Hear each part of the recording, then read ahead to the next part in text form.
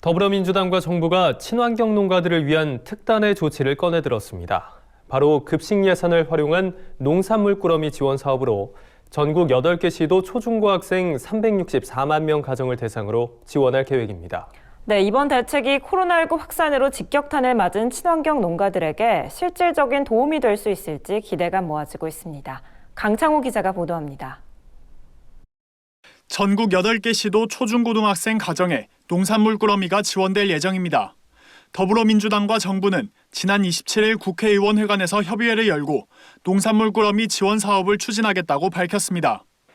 당정은 친환경 농가들이 학교 급식이 중단되며 입은 피해를 줄이기 위해 이번 사업을 준비했다고 설명했습니다.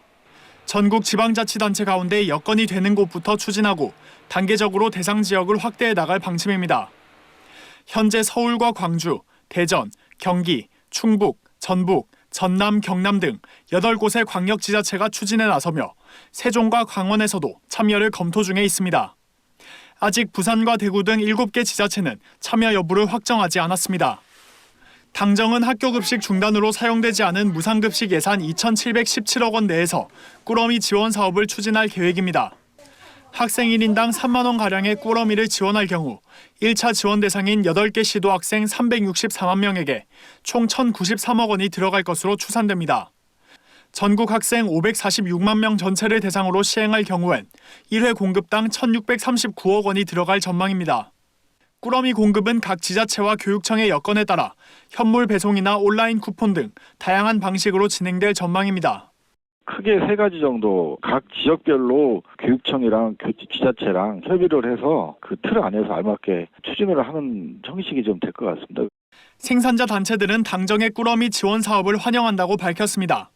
다만 구체적인 시행 계획이 나오지 않은 점에 아쉬움을 드러내며 친환경 농가들이 체감할 수 있는 지원 방안이 설계돼야 한다고 주장했습니다. 그러며 당정에 농산물 꾸러미를 학생 가정에 현물로 배송하는 방안을 채택해야 한다고 촉구했습니다. 각 가정에 온라인 쿠폰 등을 지급할 경우 농가들에게 실질적인 도움이 되지 않는다는 이유에서입니다. 그렇게 되지 않으면 대부분 다 가공품 위주로 소비가 될 가능성이 많기 때문에 저희들은 되도록이면 현물로 가는 걸로. 한편 꾸러미 지원 사업은 5월 초부터 본격적으로 추진될 예정입니다.